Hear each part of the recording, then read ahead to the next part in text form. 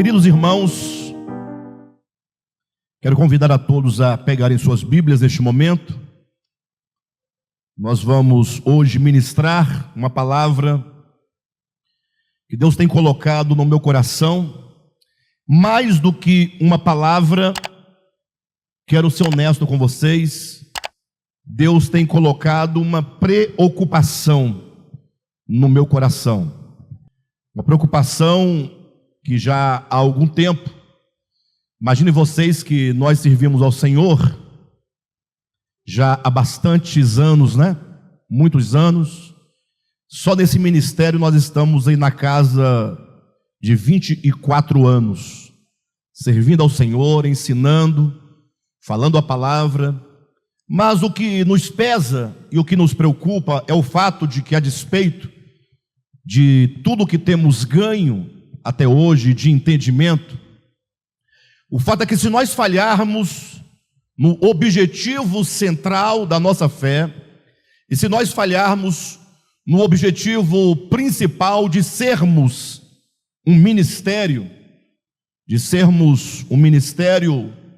a quem o Senhor nos reuniu, nos deu tal entendimento, nos deu de suas revelações, se nós falharmos daquilo que é essencial de tudo isso, nós não teremos feito muita coisa. Talvez, é possível que até nós possamos atrair sobre nós maiores juízos do que outros que não tiveram a mesma oportunidade de compreender as coisas do Senhor. Essa mensagem que vamos ministrar hoje, a manifestação de Cristo aos filhos de Deus na mesa da comunhão, vai tocar no ponto essencial da nossa fé, vai tocar no ponto central do Evangelho e vai tocar no ponto central do fato de nós sermos um ministério. Ou seja, o que é um ministério? Um ministério é uma incumbência. Deus chama pessoas e Deus as incumbe com uma mensagem, com um propósito. E agora, aquele que recebe tal ministério tem que levar a cabo o cumprimento desse ministério. Então, para vocês terem uma ideia prática do sentido disso, basta vocês pensarem num país como o nosso, por exemplo, em que há um presidente da República que traz nos seus ombros a responsabilidade, né, como um grande mordomo da população brasileira, de servir a população com tudo aquilo de que ela verdadeiramente necessita. Dá para entender isso? Então, os grandes presidentes de república, etc., as pessoas que estão dotadas de algum poder e alguma autoridade, eles precisam então levar ao povo o quê? Segurança. Não é assim ou não? Então, para tanto, o que ele vai fazer? Ele vai ter um ministro que vai cuidar desta área. Então tem que levar ao povo o quê? Saúde. Então ele haverá de ter um ministro que vai cuidar da área da saúde. Agora, o que acontece se porventura os ministros, ou que seja o próprio presidente, vamos ficar só dos ministros, eles não atentarem para levar a cabo, né, com verdade, com eficácia, a incumbência ministerial que cada um deles recebeu? Vai haver saúde? Então, uma saúde precária significa um ministério precário. Bem, mas não é sobre política que nós estamos falando. Eu quero dizer que Deus é o grande, né, criador de todo o universo.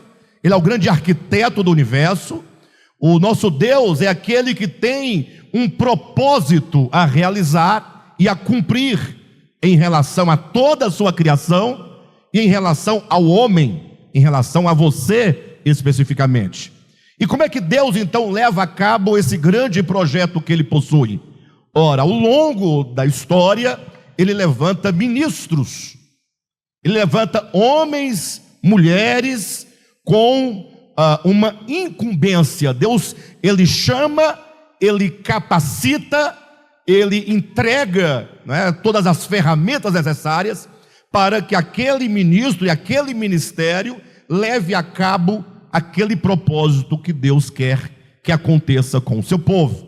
Então, quando falamos ministério, igreja enquanto ministério, quero dizer, esta igreja, ela é um ministério, ela recebeu de Deus uma incumbência. Vocês creem nisso? Vocês creem nisso ou não creem? Fala a verdade, não é? Então, essa igreja, enquanto ministério, ela tem uma incumbência. Nós não estamos simplesmente aqui porque, como dizem aí fora, né? Abrir um trabalho, vamos abrir um trabalho. Hoje em dia todo mundo quer abrir um trabalho, começar uma obra, começar uma igreja. Mas para quê? Não, para quê? Né? Aí cada um tem seus objetivos. Nós fomos chamados, irmãos, por Deus. Deus nos chamou para executar uma incumbência que Ele nos deu. Para tanto, Ele nos supriu com as ferramentas da sua revelação, da sua palavra, do seu evangelho. O quanto que nós não crescemos e avançamos na compreensão. Agora, esses instrumentos de Deus, que é a sua palavra, o seu evangelho, a sua revelação, eles precisam ser aplicados de maneira correta, de maneira adequada, de maneira eficaz, para que alcance, portanto, o seu objetivo. Qual o propósito? Saúde espiritual. Não é somente compreensão de dogmas, de teologia, de doutrinas. Não. Hoje em dia, se você entrar, acessar aí as redes sociais, vocês verão pessoas debatendo a Bíblia 24 horas. Nas principais redes estão debatendo. Aí eles ficam discutindo horas a fio, discutindo o quê? Discutindo quem sabe mais o grego, quem domina mais tal assunto, quem tem uma perspectiva, um horizonte melhor do que o outro, mas não passa de mero debate teológico, filosófico, não é nem filosófico, né? Não passa mais de debate de pessoas pretensiosas de deter certo tipo de conhecimento. Mas nós, enquanto ministério, temos uma preocupação. Qual é a preocupação? Que por ocasião do retorno de Jesus, da sua segunda vinda, pelo menos nós do DEVAP, nós que estamos aqui às quartas-feiras, aos domingos, que estamos nos alimentando, que estamos caminhando juntos, pelo menos nós precisamos estar preparados, no sentido de que o ministério de Deus nos edificou, de que o ministério de Deus tenha nos santificado, tenha nos curado, tenha nos santificado, tenha nos preparado para cumprirmos o nosso papel de noiva e esposa do Cordeiro.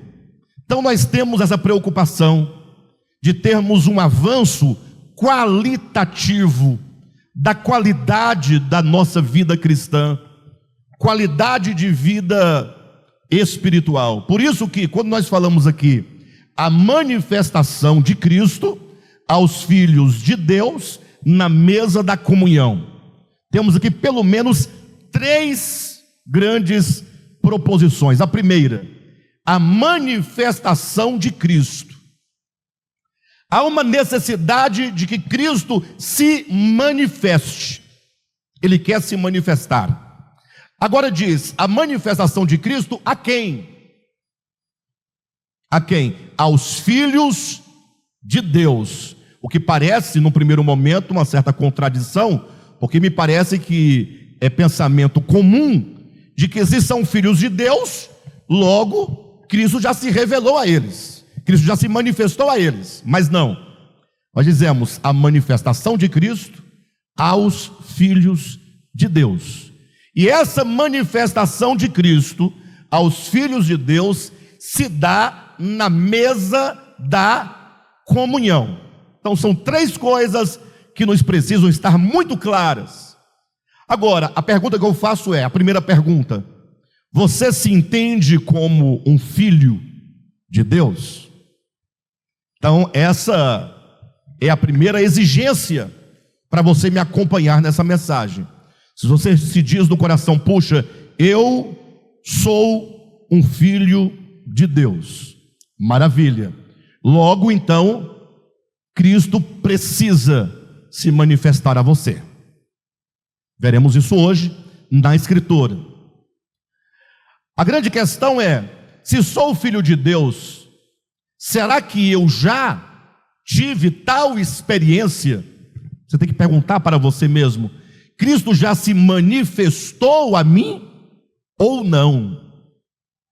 Fazer uma sondagem real do coração. Ao final dessa mensagem, vocês estarão habilitados para responder se Cristo já se manifestou a você ou não. Perfeito?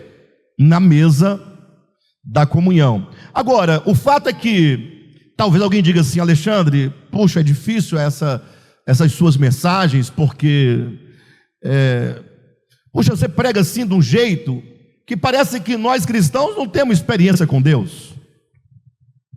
Alguém pode dizer: ora, mas é preciso que nós entendamos duas coisas diferentes. Se nós somos servos de Cristo, ou se nós somos apenas adeptos de uma religião supostamente correta. São duas coisas distintas. Uma coisa é a religião, seja ela qual for, mas vamos ficar na nossa. Qual é a nossa religião? Cristianismo. Você não é budista, você não é muçulmano, você não é hindu, você é cristão. Você faz parte da grande religião chamada cristianismo. E isso traz para os cristãos do cristianismo um certo orgulho, como o povo de Israel antigamente, no Antigo Testamento, tinha. Nós somos o povo de Deus. Nós somos o povo escolhido. Porque nós somos a religião verdadeira. Calma. A pergunta é: o que de fato você é? Você é um adepto de uma religião supostamente correta, ou você é um discípulo de Jesus Cristo? Em que consiste a diferença desses dois conceitos? Ora, toda boa religião que se preze, toda religião que se coloque como uma religião séria, que deva ser levado a sério, ela tem que ter pelo menos 3 características. A religião tem 3 fundamentos que a caracteriza como uma religião séria. Eu não digo nem boa e nem verdadeira, mas religião. Toda religião, ela tem os seus dogmas, o seu conjunto de dogmas. Então a religião, ela se estrutura em torno de um conjunto de doutrinas que essa religião julga serem fundamentais. Olha que nós não estamos aqui entrando nos méritos da qualidade ou da veracidade das doutrinas.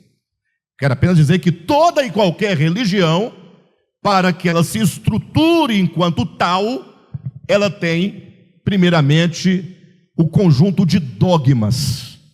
E eu pergunto: o cristianismo tem conjunto de dogmas? Sim ou não? Então, está sendo aprovado enquanto uma boa religião, ou uma religião estruturalmente religiosa.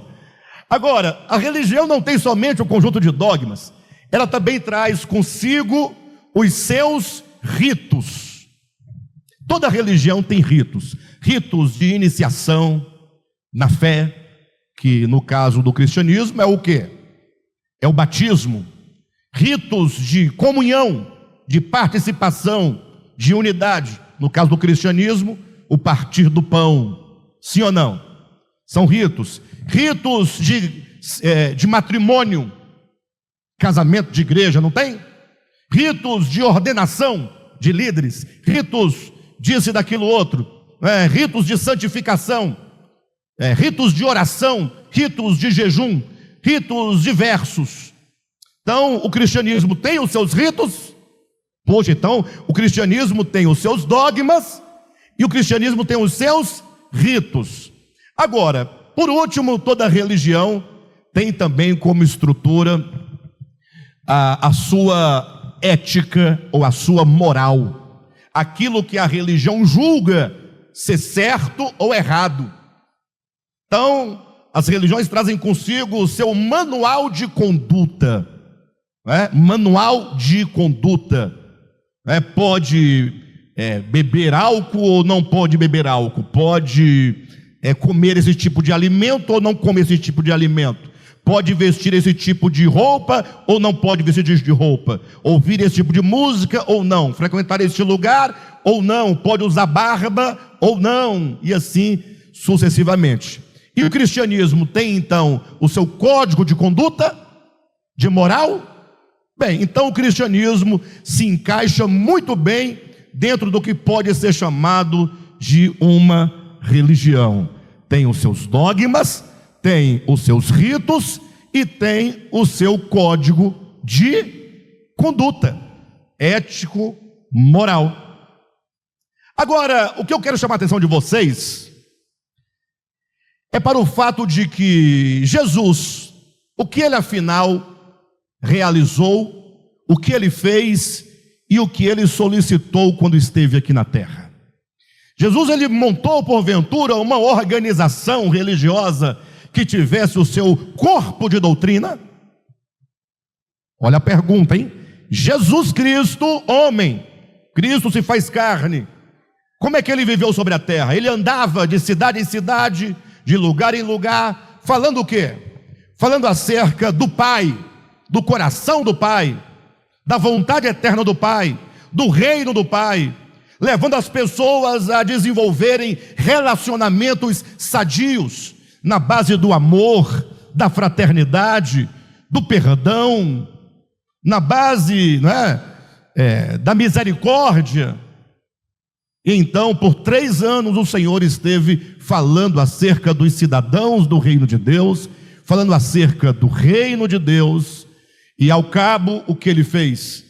Depois de ter morrido e ressuscitado, ele disse aos seus apóstolos: olha, ide por todo o mundo, e preguem, anunciem as boas novas, falem do Salvador, falem da mensagem do Salvador, e vocês então saiam ao mundo e façam discípulos.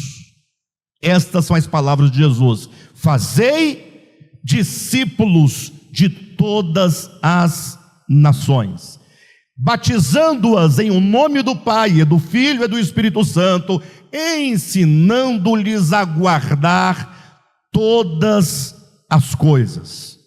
Então, o que Jesus ele ensina é que ele quer uma vida de discipulado. Então a pergunta não seria se você participa de uma religião ou se a sua religião é verdadeira. Essa pergunta ela está totalmente fora do contexto dos pensamentos de Jesus. A pergunta que tem que ser feita é: você quer se tornar um discípulo de Jesus Cristo? Para você se tornar um discípulo de Cristo, o que é necessário? O que se faz necessário para alguém se tornar um discípulo de Cristo? É a grande questão. Se eu perguntasse aqui: vocês são discípulos de Cristo? Todos levantariam a mão. Eu talvez seria o primeiro a levantar: eu sou discípulo de Jesus. Ora, mas o que é necessário para que nós sejamos verdadeiros discípulos de Cristo? Será que o discípulo de Cristo não teria que conhecer o seu mestre? Sim ou não? Conhecer o seu Senhor?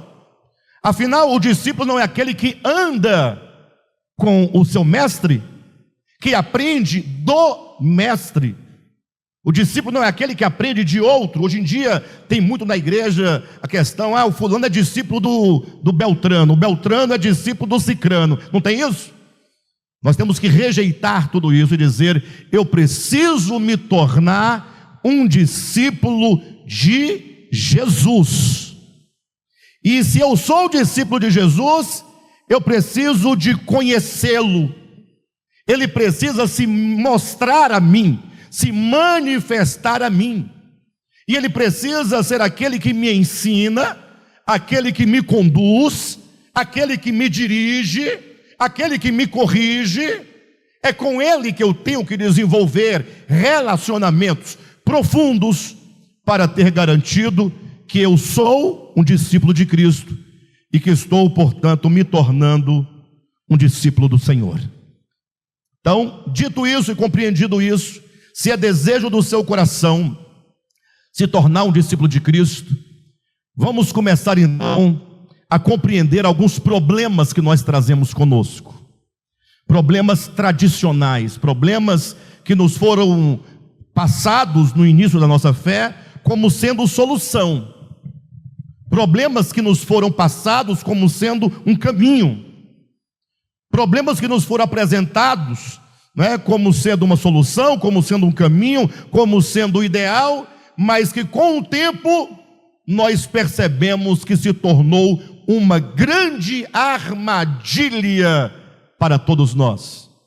Então essa mensagem é para você que é crente, que se diz cristão. Será que você porventura não caiu na armadilha da religião e se perdeu do propósito do relacionamento, da companhia de Jesus? Não se perdeu do objetivo de se tornar um discípulo de Cristo? Amados, há um texto na Escritura, vou pedir que coloque no telão para a gente, por gentileza, que é o texto de 2 aos Coríntios, capítulo 3, versículo 6. Aqui está um problema, que se nós não resolvermos este problema, nós não poderemos ser um discípulo de Cristo de maneira autêntica. Os irmãos estão entendendo a história perfeitamente?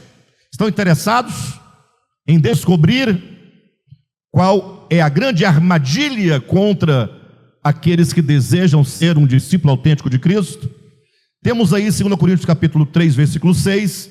Queridos, este capítulo, capítulo 3, 2 Coríntios, ele é um dos capítulos de ouro da Escritura.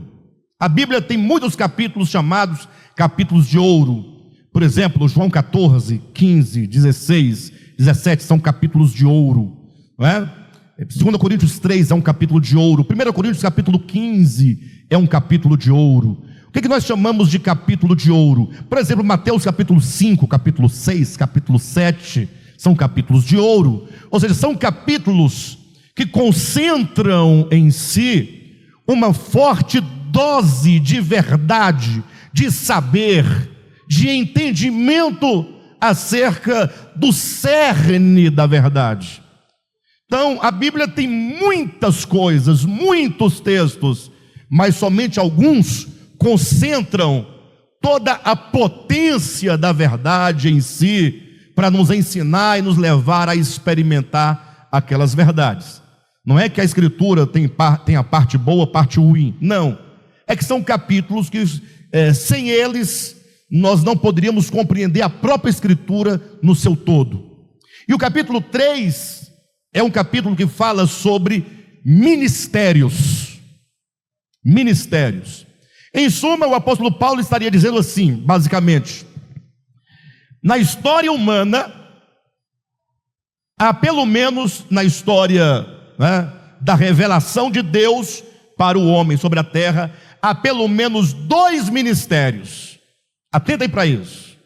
Estou dando para vocês o contexto de 2 Coríntios capítulo 3. Há 2 ministérios. E se há 2 ministérios, há portanto 2 ministros. Para cada um desses ministérios, um ministro. E aí Paulo vai dizer: há o ministério do Antigo Testamento. E o ministro do Antigo Testamento era Moisés. Essa é a ideia. Moisés era o ministro do Antigo Testamento. Ora, e qual era a incumbência que Deus dera a Moisés enquanto ministro? O que ele deveria efetuar, executar, cumprir, realizar em relação ao povo, para que ele pudesse, ao cabo do seu ministério, dizer: nós alcançamos o objetivo do nosso ministério? Ora, no capítulo 3 de 2 aos Coríntios, vai dizer que o ministério de Moisés, o ministério da antiga aliança, que era o ministério da lei, tinha um propósito claro, específico. Não era salvar, não era curar, não era transformar, não era santificar. Era um ministério com um tom negativo. O objetivo do ministério do Antigo Testamento era levar aos corações e às mentes o sentido, o entendimento, a sensação, a compreensão da condição humana diante de Deus. A lei tinha um propósito de mostrar quão maligno era o pecado e quão malignos eram os homens. Ou seja, Moisés trouxe uma lei que em si mesma é santa, é justa, é boa, mas que essa lei não correspondia ao que as pessoas eram. A lei é santa, o homem é santo? Não. A lei é justa, o homem é justo? Não. A lei é boa, o homem é bom? Não. Logo, era um ministério dos contrastes. A lei expunha o homem. Quando o homem transgredia a lei recaía sobre o homem na forma de condenação.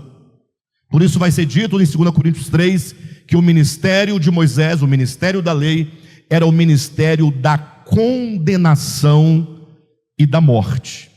Então era um ministério, era uma incumbência, tinha um propósito de levar o homem ao reconhecimento de quão miserável ele era.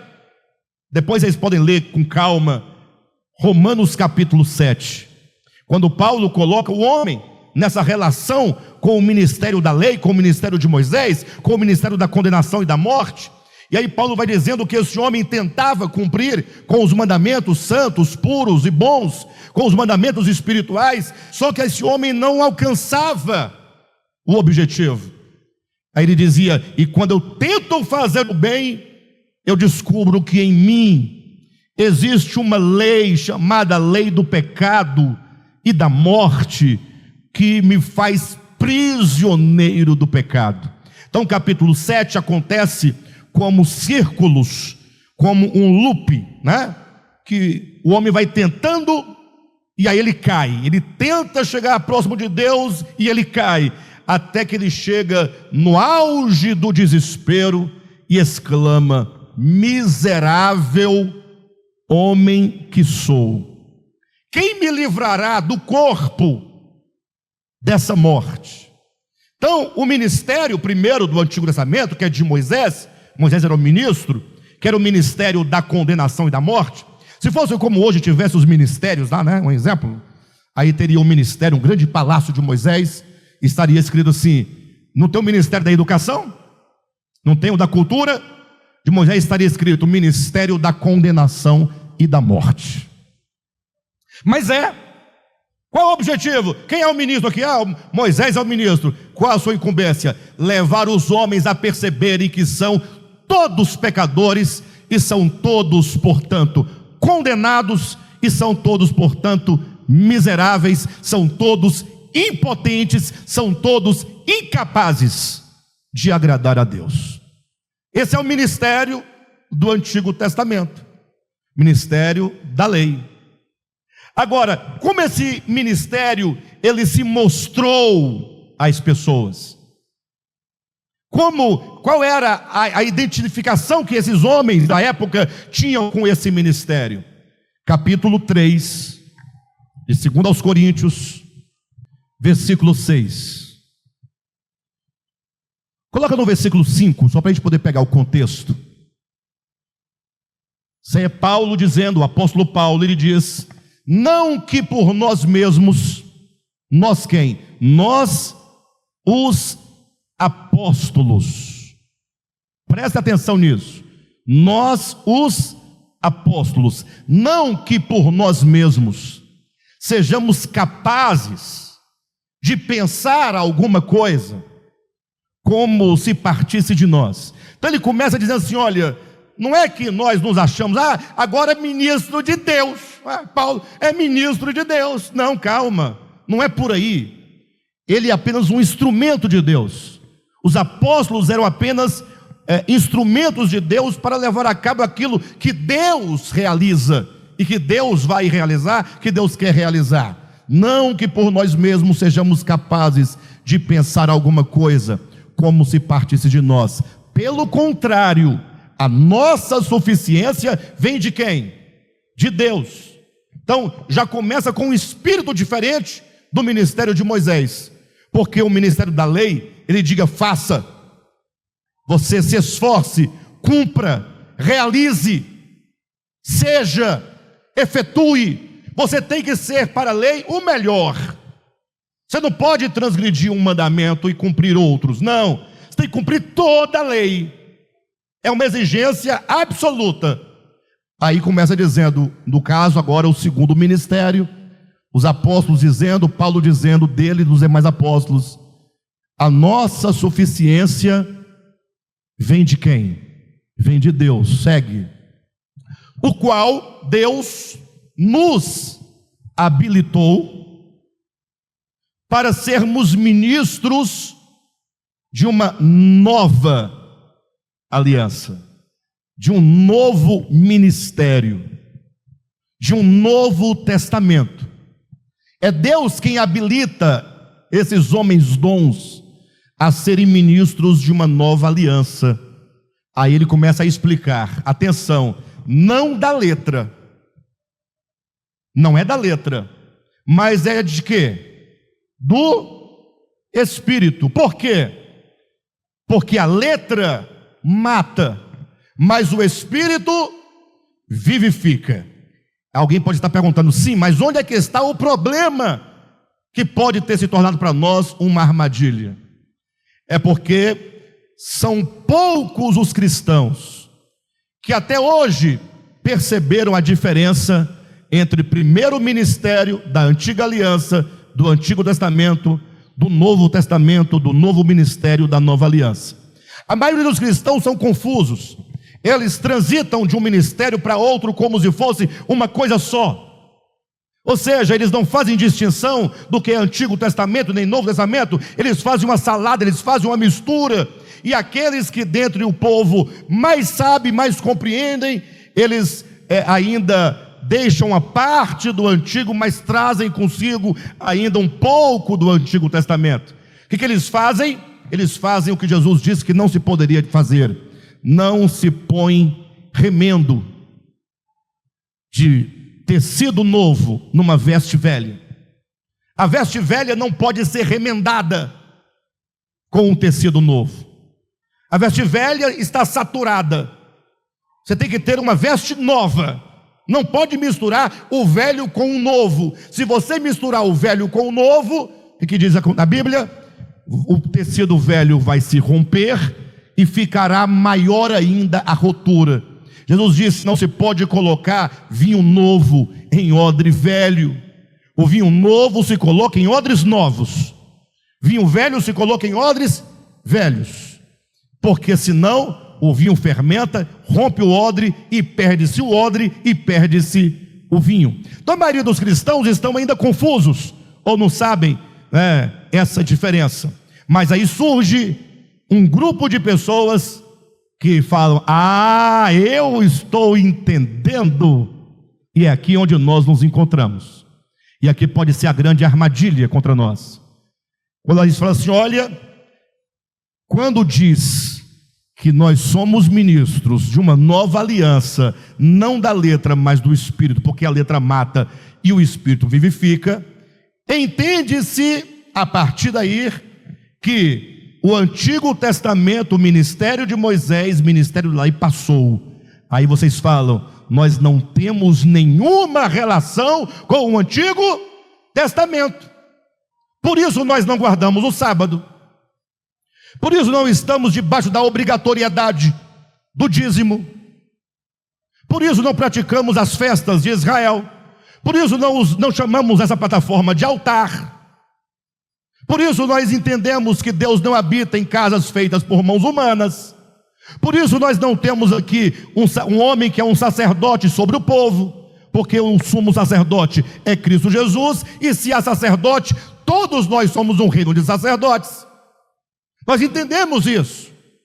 Aí você diz assim: então a grande diferença deles, da maioria do povo, para nós que somos os iluminados, os entendidos, é que nós vivemos a partir do Novo Testamento.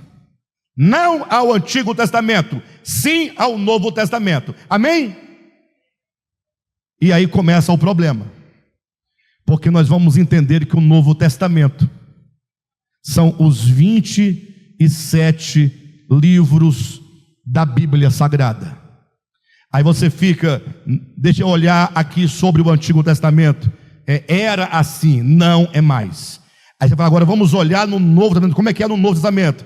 Aí você se depara com tanta coisa, cria doutrina, cria sentido, cria entendimento, cria tudo, compreende tudo, estuda tudo, sabe tudo, mas a sua vida continua muito semelhante à vida daqueles que viviam na lei. E como é que era a vida daquele que vivia na lei? Novamente, Romanos capítulo 7. O bem que eu quero fazer, esse eu não faço. Pense um pouco comigo, será que você, na sua experiência, seja honesto, seja sincero, diante do Evangelho de Jesus, do puro Evangelho, dos ensinamentos de Jesus, como é que você se sente? Uma pessoa que quer fazer o bem, mas que você não consegue?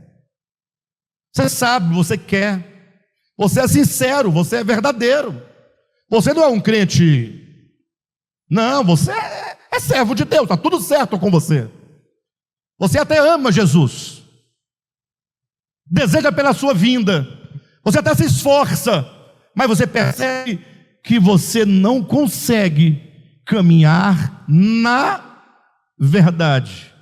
Caminhar na verdade não é conhecer intelectualmente o que é a verdade, é andar em amor, andar em graça, andar em comunhão com Deus, em comunhão com a igreja, em comunhão com os irmãos, em comunhão com as pessoas, em comunhão com a criação de Deus, andar em harmonia, estar crucificado com Cristo, abrindo mão de si, dos desejos mais profundos, das inclinações, da inveja, da maledicência, da ira, da discórdia, da facção, da murmuração, da contenda, da inimizade, da porfia. Talvez você não esteja nem preocupado com isso, talvez estejamos ainda tão distantes que isso nem é para nós uma preocupação ainda. Mas se você está ouvindo a palavra constantemente, eu entendo que você deve ter no coração um desejo, mas eu não tenho a garantia de que nós estejamos de fato superando e vencendo todas estas coisas, como deveríamos fazer.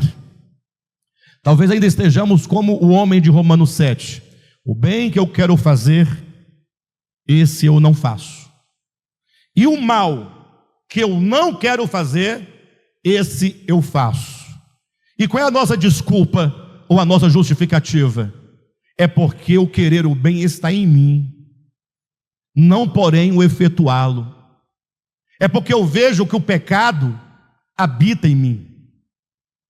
Não, é uma natureza que nós trazemos conosco, e essa natureza é difícil, e nós vamos nos apoiando nisso, de que é uma natureza, de que é um instinto, é uma inclinação, é algo mais forte do que eu, e aí nós vamos tendo uma vida, não é nem vida cristã, vamos tendo uma vida religiosa, aparente, uma vida cristã fraca, enfraquecida.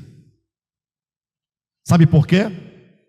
Porque nós caímos na armadilha de termos reconhecido que as letras em tábuas de pedra matam, e deixamos de entender que as letras escritas em papel também matam. Olhe para 2 Coríntios capítulo 3 e percebam que o que está em pauta aqui não é a dicotomia Antigo e Novo Testamentos, enquanto Bíblia. Não. O que está em voga é como é que Deus trabalhava para com o homem no tempo antes de Cristo. Trabalhava com uma lei exterior positivada: não faça isso, não faça aquilo outro, não, para convencer o homem de que o homem carecia de um Salvador. Quem está entendendo? Então, quando o homem, diante da lei, tentava realizar e não conseguia, ele ia se abatendo. Era o ministério do abatimento, era para abater, era para humilhar, era para reduzir. E esse ministério foi muito bem cumprido por Moisés. Tanto é que a última palavra do Antigo Testamento, qual que é? Maldição. É o resultado. As páginas do Antigo Testamento começam com maldição no capítulo 3, se encerra com maldição em Malaquias capítulo 4. Agora, isso tudo está contraposto a um outro ministério. E que ministério é esse? Leia conosco aí na sequência do texto, 2 Coríntios capítulo 3. Versículo 7. Não, volta no 6, por gentileza. O qual nos habilitou para sermos ministros de uma nova aliança, não da letra, mas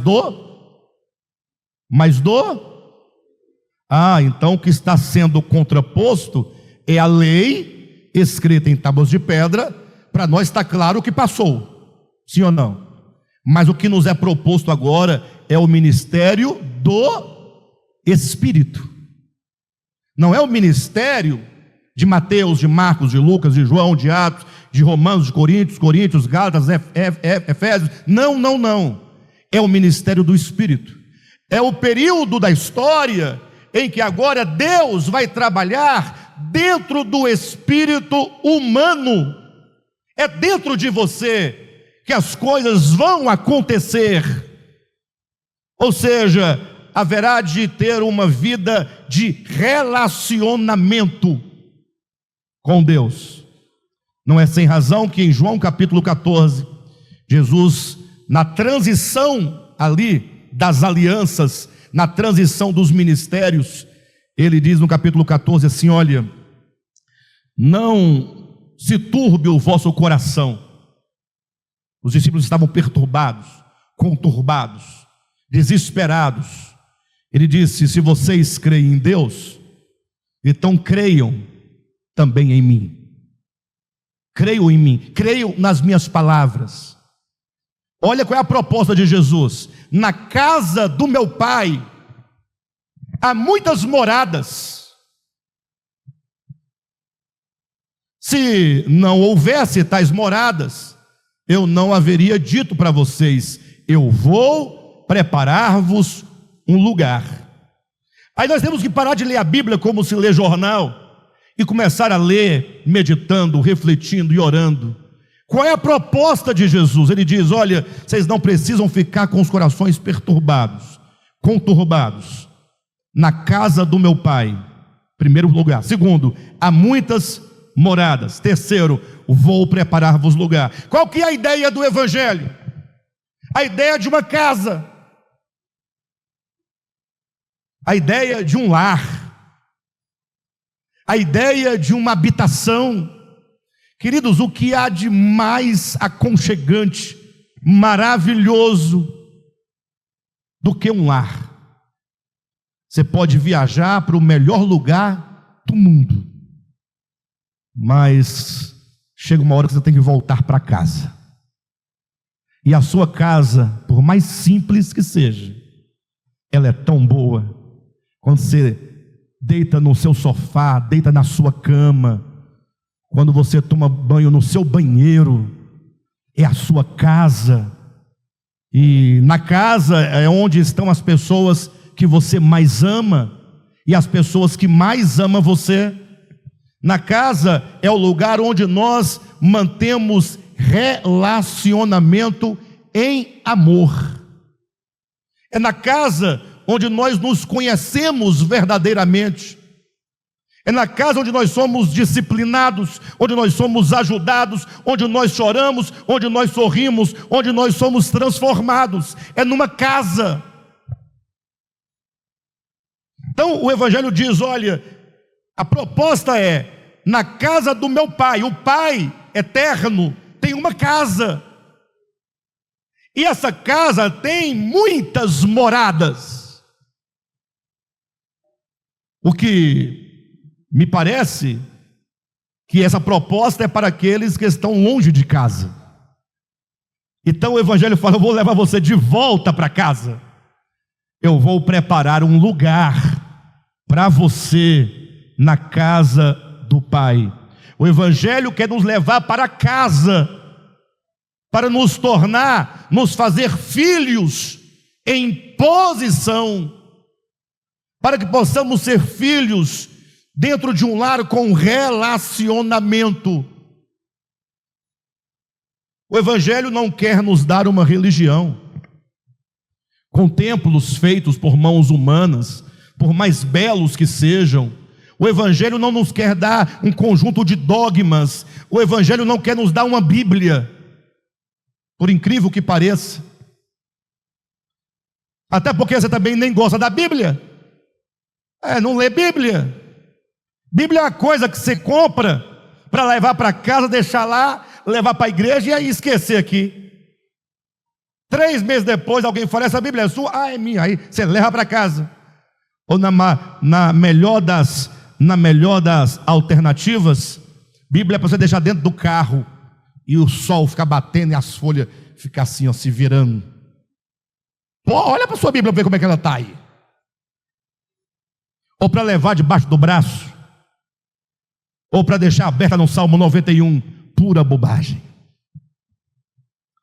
O Senhor, a propósito do Evangelho, é nos levar para casa. Agora veja, ouvindo os discípulos essas palavras de Jesus, eles ficaram intrigados, e um deles falou: Jesus, é o seguinte, o Senhor disse que vai preparar um lugar, o Senhor está indo preparar um lugar para nós, tal. Nós não sabemos para onde tu vais. Como é que nós podemos saber o caminho? Porque para ir para a casa do Pai não tem que ter um caminho? Nós não sabemos para onde tu vais, não sabemos que lugar é esse, que tem muitas moradas. Como é que nós vamos saber o caminho? Como podemos chegar lá, se não sabemos o lugar, tampouco o caminho? Aí Jesus fala: ora, mas eu sou o caminho. O caminho é a pessoa. O caminho não é um manual que te entregam para você, um mapa para você ir olhando e seguindo. Não, se o caminho é uma pessoa,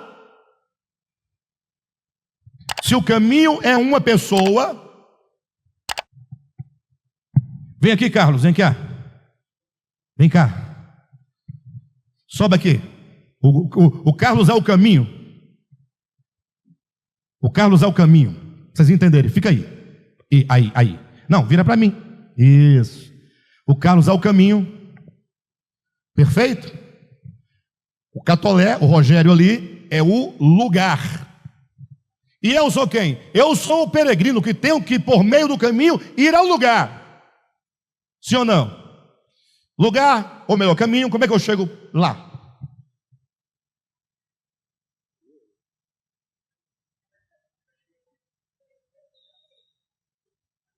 Como é que eu chego lá?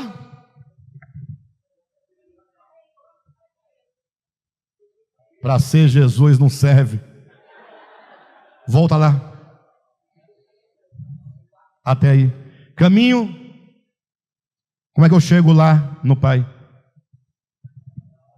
Aê! Muito bem. Veja que o caminho não me deu um manual, não me deu um mapa, Ele é o caminho. É só nele, com Ele, que eu chego no lugar. Jesus falou: eu sou o caminho, eu sou a verdade, A verdade não é um dogma, não é uma doutrina, não são ritos, não é um código de conduta moral, é uma pessoa. E ele então diz: eu sou o caminho, eu sou a verdade, eu sou a vida. Então já sabemos quem é o caminho. A pergunta aí: o que é o lugar? Aí ele diz: ninguém vem ao Pai a não ser por mim. O que é o lugar? É o Pai. O Pai é o lugar e Cristo é o caminho. Ou seja, o Evangelho de Jesus nos chama a quê?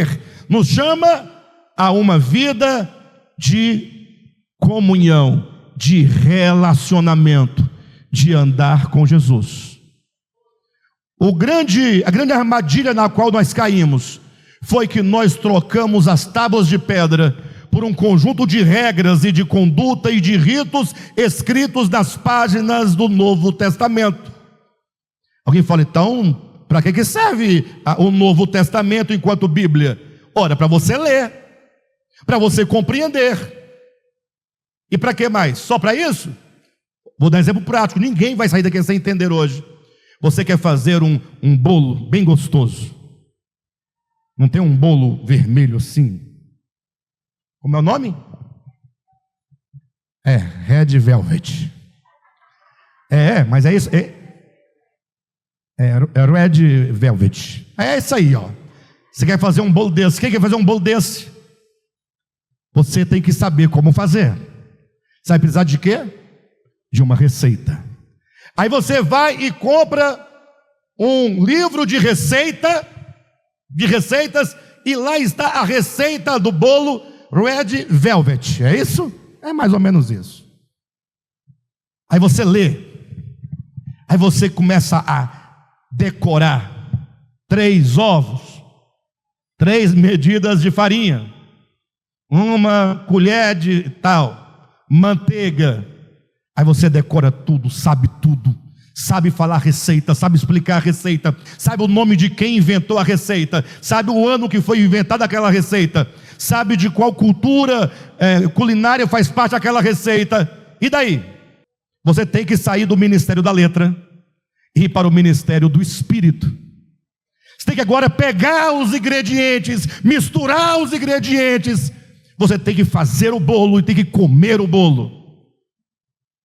O problema nosso é que nós estamos muito satisfeitos com os ensinamentos das páginas escritas dos livros chamados livros do Novo Testamento, mas nós somos chamados para o ministério do Espírito. Espírito, experiência interior, relacionamento. Isso é tão verdadeiro. Coloca para mim, por gentileza, o texto de 2 Coríntios, capítulo 5, versículo 16. Vocês vão se surpreender agora com o que está escrito aqui. 2 Coríntios, capítulo 5, versículo 16. Isso é Paulo dizendo. Agora eu quero ver o que vai acontecer. Respira, volte-se para o seu espírito humano e ouça. Assim que nós quem? Que capítulo é esse? Capítulo 5. De que livro? 2 Coríntios. De onde Paulo está vindo? 2 Coríntios capítulo 5, ele está vindo de qual? De onde? De 2 Coríntios capítulo 3, Capítulo 3, capítulo 4, capítulo 5, ele está desenvolvendo o mesmo pensamento. Capítulo 3 ele disse: nós não somos ministros da letra, a letra mata. Se você tentar levar a sua vida, condicionando a sua vida a letra, a dogmas, a comportamentos, a exterioridades, você vai morrer. Agora, o ministério do Espírito dá vida. Então ele está lá no capítulo 3 falando disso. Capítulo 4 ele continua falando do ministério do Espírito, da nova aliança. No 5 ele diz: assim que, é um contexto só. Assim que, diante dessa compreensão de que nós somos agora do ministério do Espírito, e não da letra. Deste modo, assim que nós, pausa, vocês são participantes de qual ministério? Da letra ou do Espírito?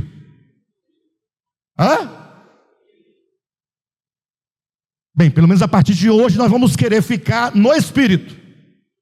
Amém? Vamos cruzar essa linha divisória aí. Mas para você poder cruzar essa linha divisória, tem que ter um daqui por diante. Assim que daqui por diante a ninguém conhecemos segundo a carne. Pausa. De que ministério você faz parte? É do Espírito? Quando você olha para o seu irmão, o que você vê? Você vê aquilo que Deus disse que ele é? Ou você vê aquilo que você vê com seus olhos carnais e o que ele é na sua forma externa e carnal? Por que nós fazemos tanta seleção de pessoas? Por que nós julgamos tanto as pessoas? Por que para nós fazemos distinção entre bons e maus? Entre justos e injustos? E essa separação entre justos e injustos é desproporcional, porque para nós mais são os injustos do que os justos. E quem são os justos? Os justos é a minha família, porque minha família tem que ser justo, não pode ser outra coisa. Os meus amigos, no máximo a minha igreja. E olha lá, se amanhã o fulano sair da igreja, aí já se torna injusto. Não é assim que nós julgamos? As pessoas são boas na medida que a gente vai mudando, mas de sorte, assim que nós daqui por diante a ninguém conhecemos segundo a carne. É olhar com o olhar do Espírito sobre o outro. Como você pode ter compaixão de alguém que com os olhos carnais, você vendo-o com os olhos carnais, merece ser morto? Não tem pessoas que merecem ser mortas? Seja honesto.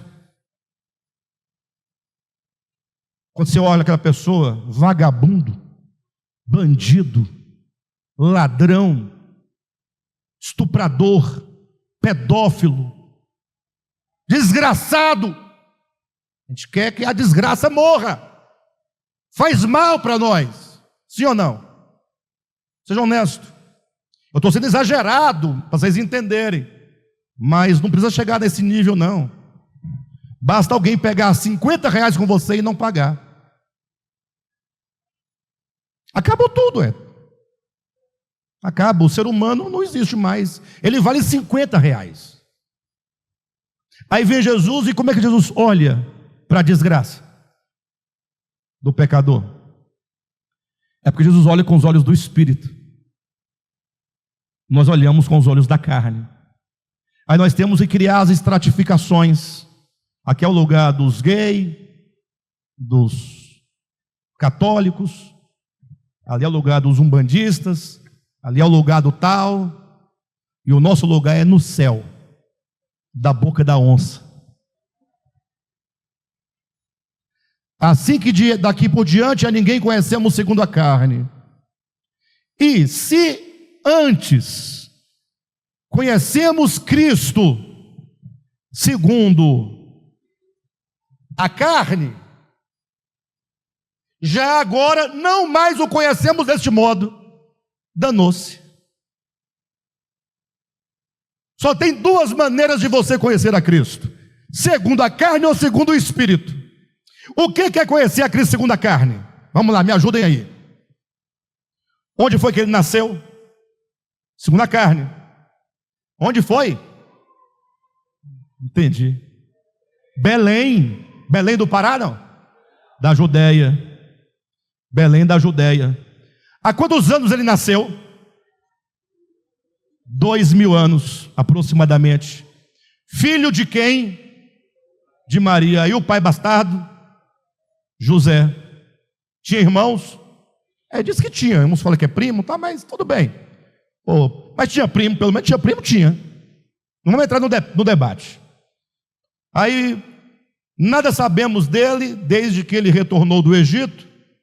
Aí ele reaparece, nós sabemos dele segundo a carne, nós conhecemos. Ele reaparece com quantos anos lá no templo de Jerusalém?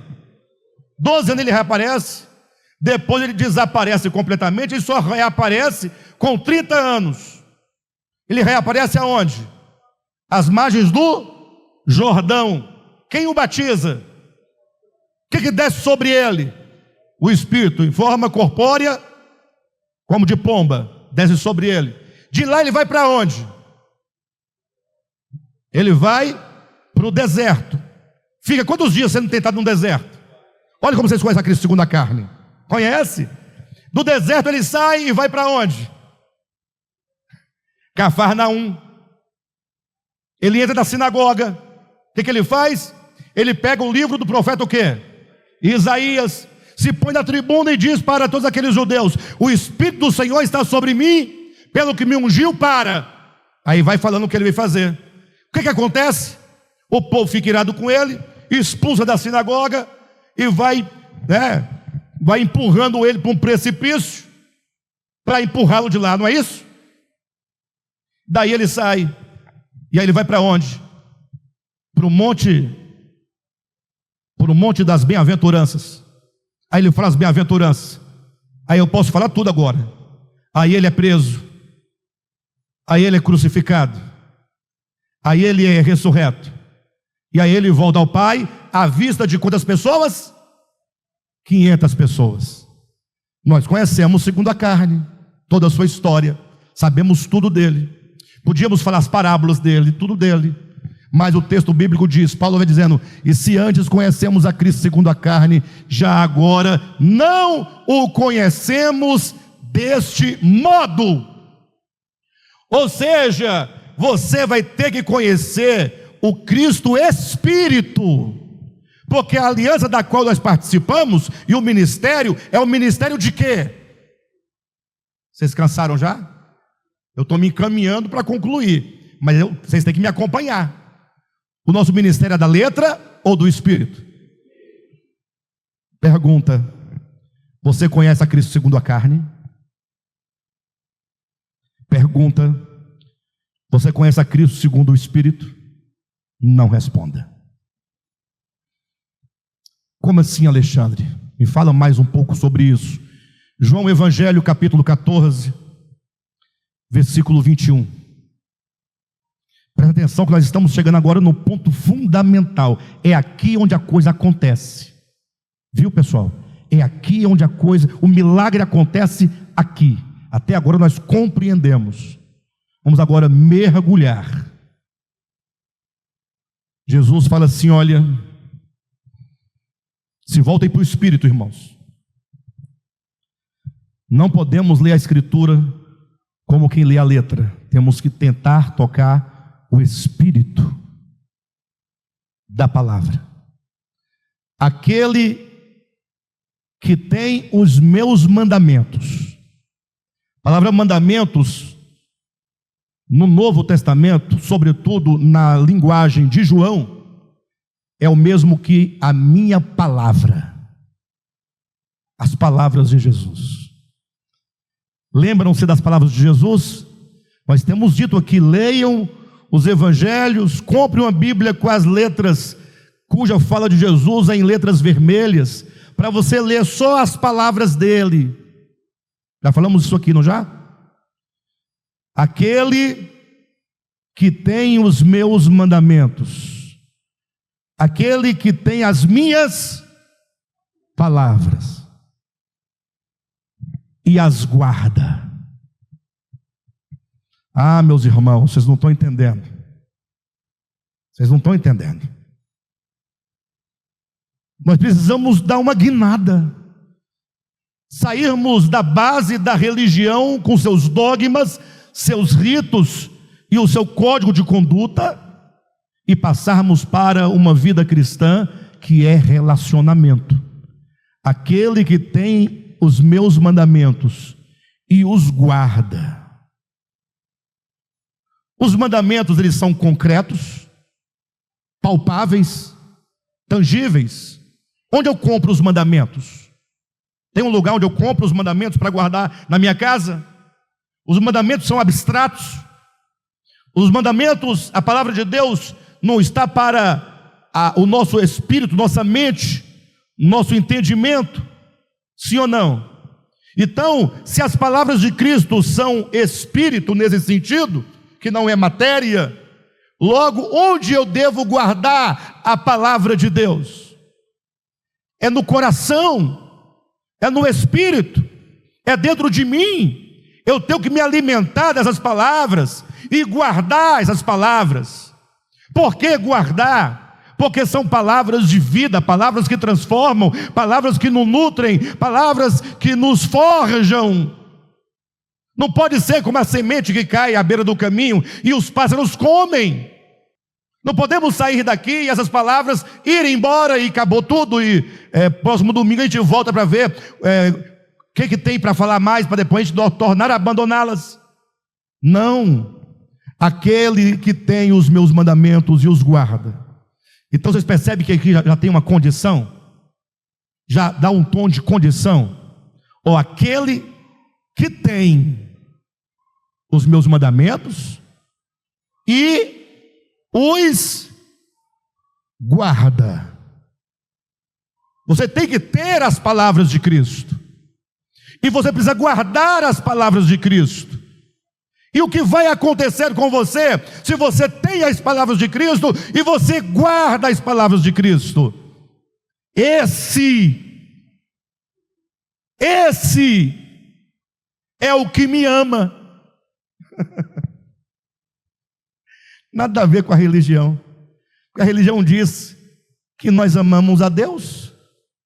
Por quê? Porque passamos pelos ritos, porque adotamos a cartilha dogmática, porque obedecemos ao código de conduta.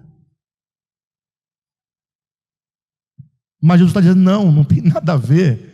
Aquele que tem os meus mandamentos, a minha palavra, e os guarda a minha palavra, esse que tem as minhas palavras, esse que guarda, esse é o que me ama.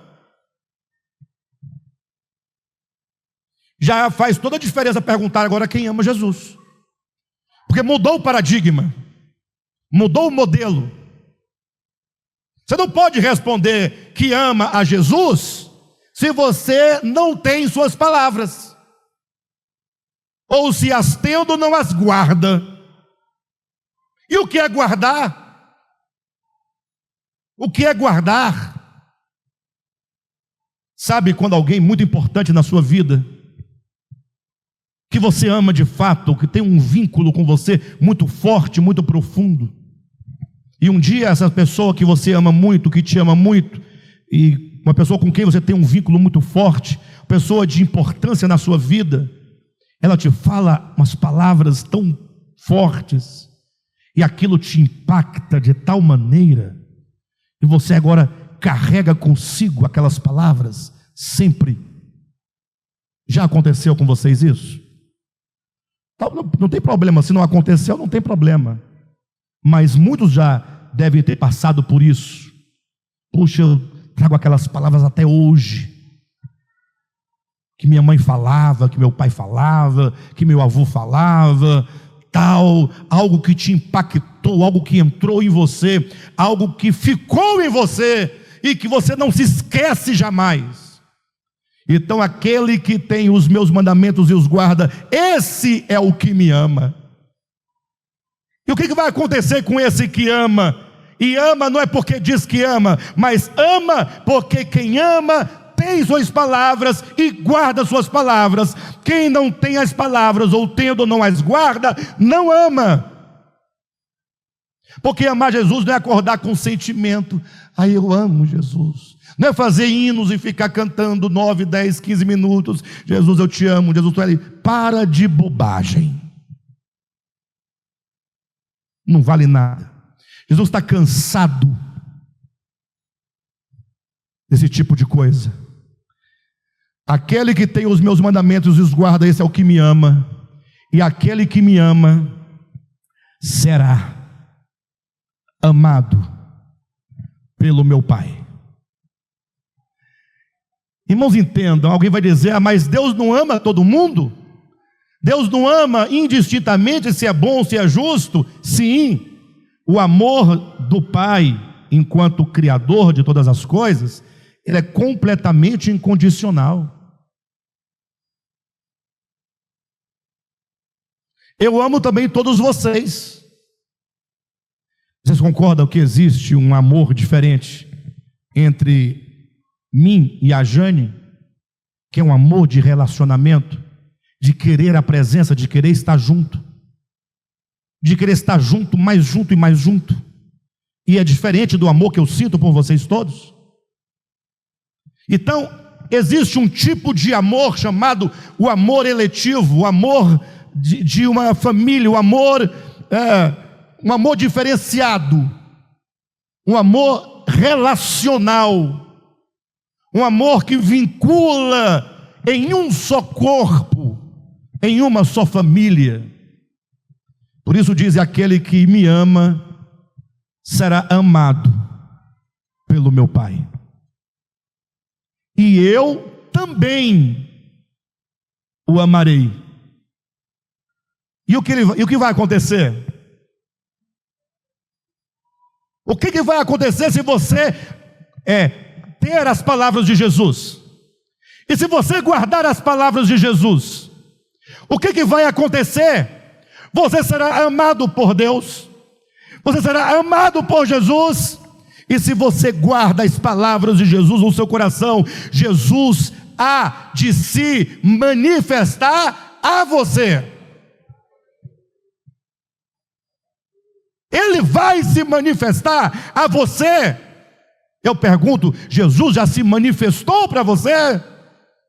Ou nós só o conhecemos segundo a carne? Conhecemos Jesus segundo a carne? Essa é a grande questão. Ele quer se manifestar a nós.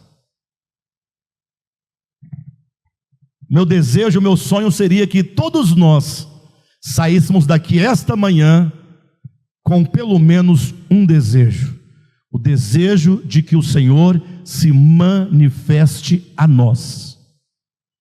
Mas lembre-se, não adianta você ficar orando: Senhor, manifesta, Senhor, manifesta. Não vai ser assim.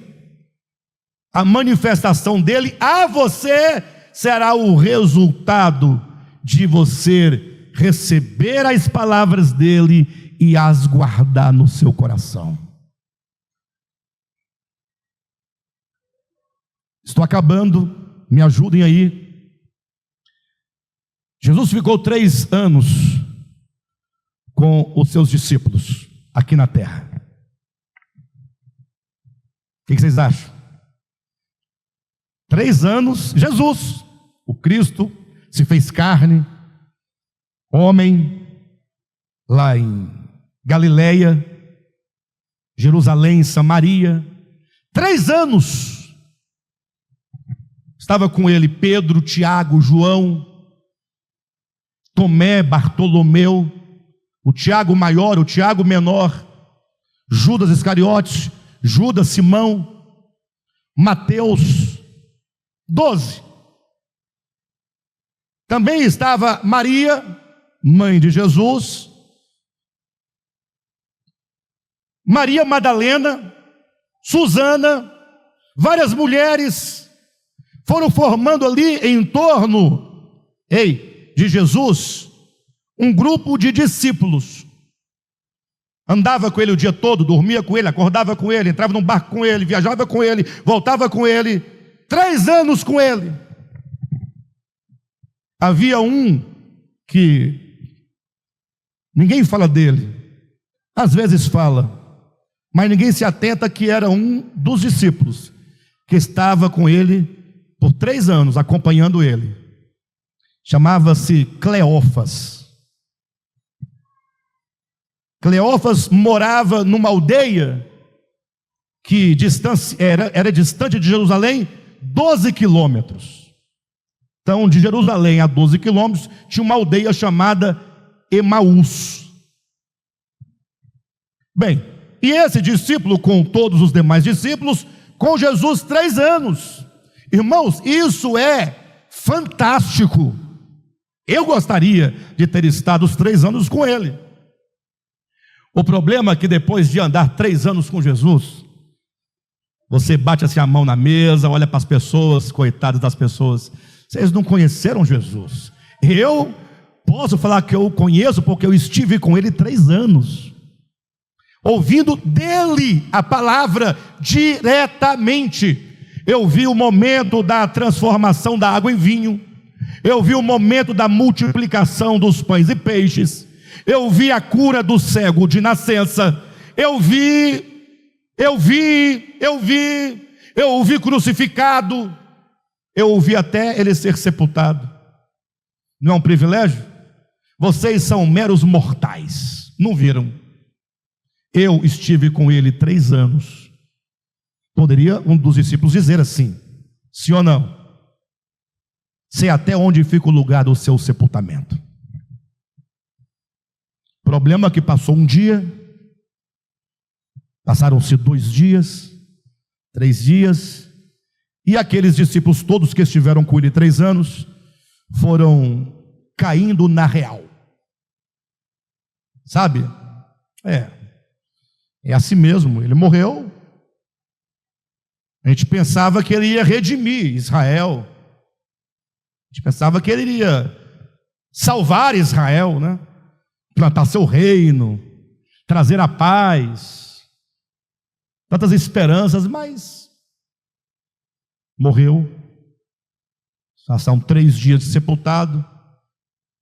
E aí o Cleófas, mais um outro, que a Bíblia não diz o nome, que moravam na aldeia chamada Emaús, falaram com os demais discípulos: olha pessoal, foi bom o tempo que estivemos juntos, mas tendo agora encerrada a história, nós vamos voltar para casa e tocar nossa vida como sempre, né? Afinal, nós ficamos aqui enquanto havia sentido estar aqui. Ele estava conosco, só que ele morreu. Nós pensávamos que seria ele o Messias, mas dá para ver que não é. Então, e aí eles voltam para casa, 12 quilômetros andando.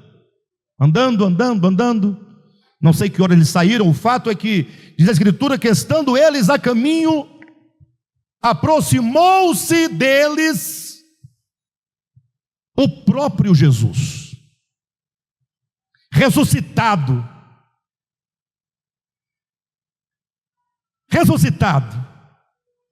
Porque até aqui, antes da cruz, era o Cristo em carne. Agora, ainda que em carne ressuscitado, é o Cristo Espírito. Por isso que é dito que o primeiro homem foi feito alma vivente, mas o segundo homem é Espírito vivificante. E agora ele se aproxima, só que os dois, olhando, não podem reconhecê-lo. Mas 3 anos andando juntos e não conhece? Não te parece estranho? Não te parece estranho? E o pior, neste ponto, entra a teologia e começa. Vamos debater o tema. Vocês sabem por que eles não conheceram? Aí começa, não, é porque, né? Com a ressurreição. Não, Jesus, esquece isso. O texto só quer dizer uma coisa: que o que te salva, o que te liberta, o que te torna discípulo de fato, não é o Cristo carne. E se nós conhecemos a Cristo segundo a carne, já agora não o conhecemos desse modo. 3 anos andando com Cristo em carne, e isso não foi suficiente para torná-los discípulos de Jesus, porque ao cabo eles falaram: vamos voltar para a nossa velha vida em Emaús. Cada um estava voltando para a sua vida, os discípulos todos. Por isso não devemos ficar espantados quando nós aqui, 20 séculos depois, começamos também cada um tomar de conta das nossas vidas e esquecer do Evangelho, esquecer do reino, esquecer da noiva de Cristo que é a igreja, esquecer disso, esquecer daquilo outro. Faz parte. Por que se deixa?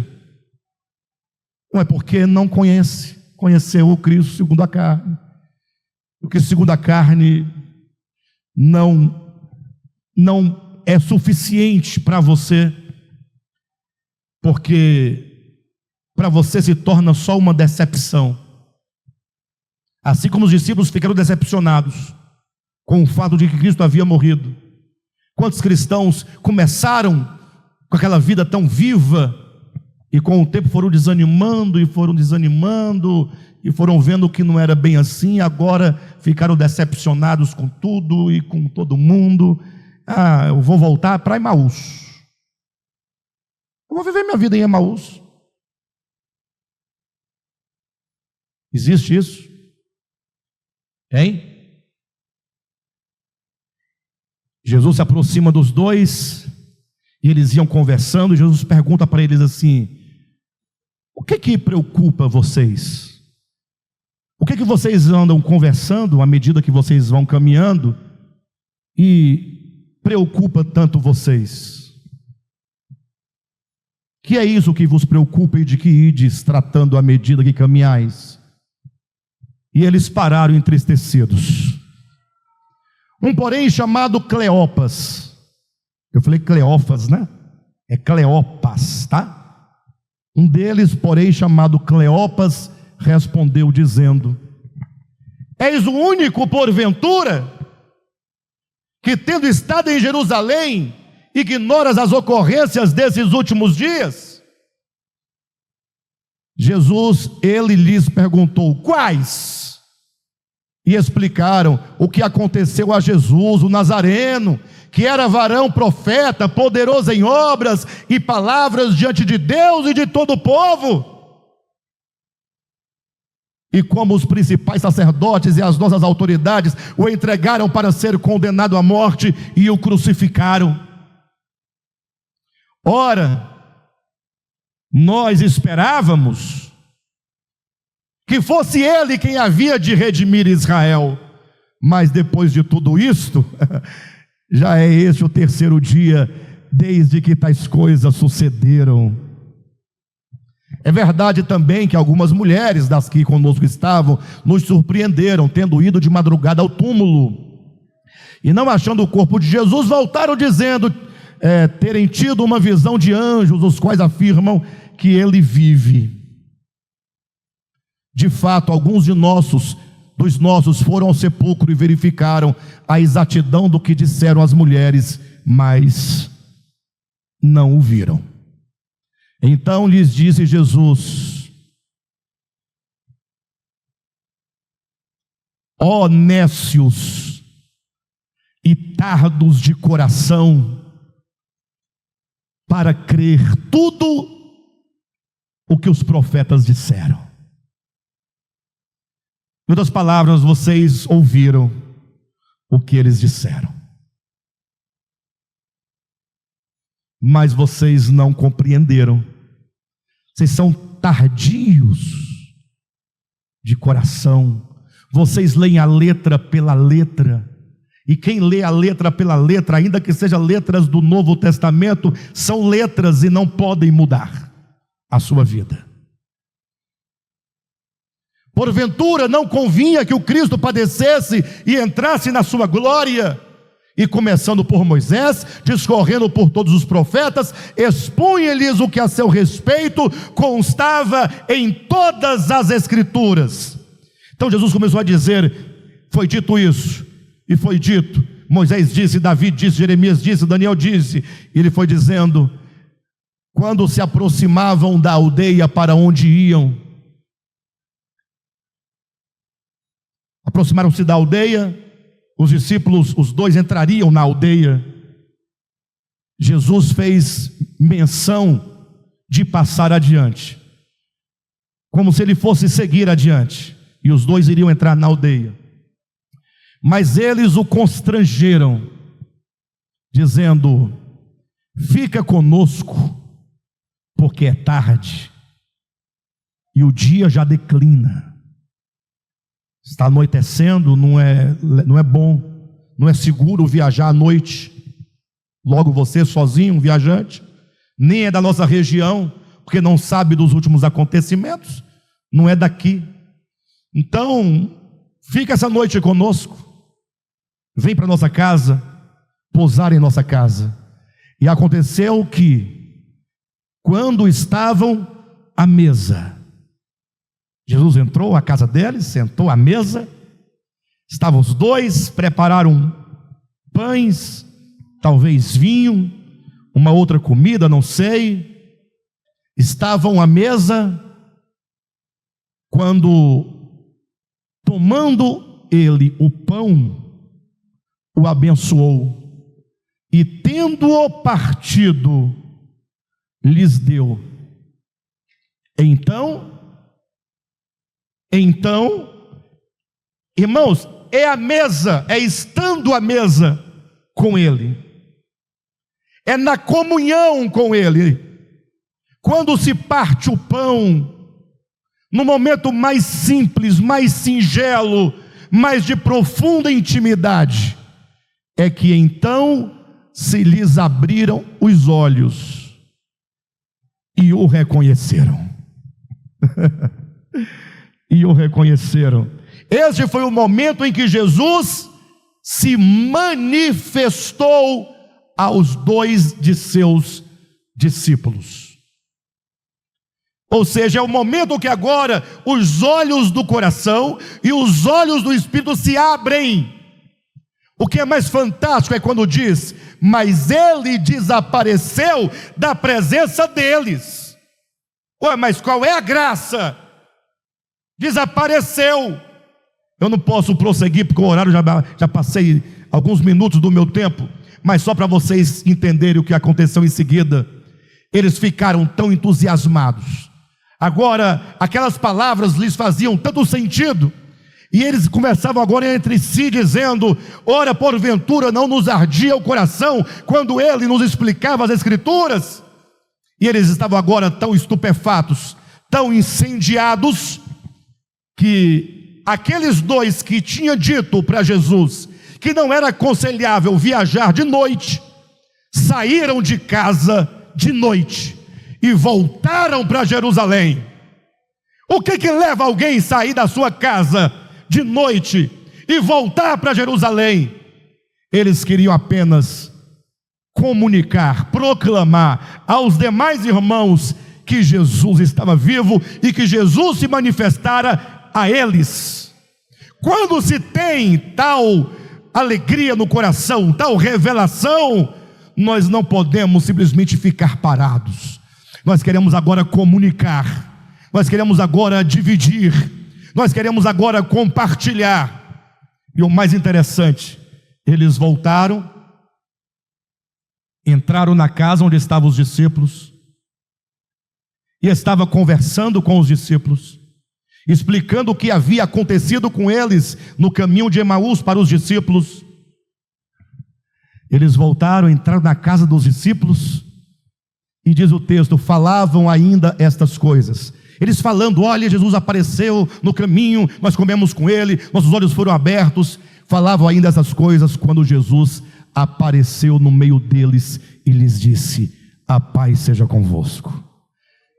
Eu não vou adiantar, vou parar aqui. Mas sabe o que aconteceu? Só para vocês entenderem. Quando diz que eles viram Jesus lá em Emaús, e tão logo eles reconheceram, porque Jesus se manifestou a eles, e Jesus desapareceu da presença deles, quer dizer apenas que ele desapareceu da visão imediata, sensorial, mas permanecia em espírito. Tanto é que quando eles voltam para Jerusalém, Jesus volta com eles, percorrendo o mesmo caminho ao lado deles, e estando eles na casa onde os discípulos estavam, Jesus aparece, se dá a ver novamente com os olhos físicos. E agora Jesus tornará a explicar as Escrituras para os demais discípulos. Bem, é isso.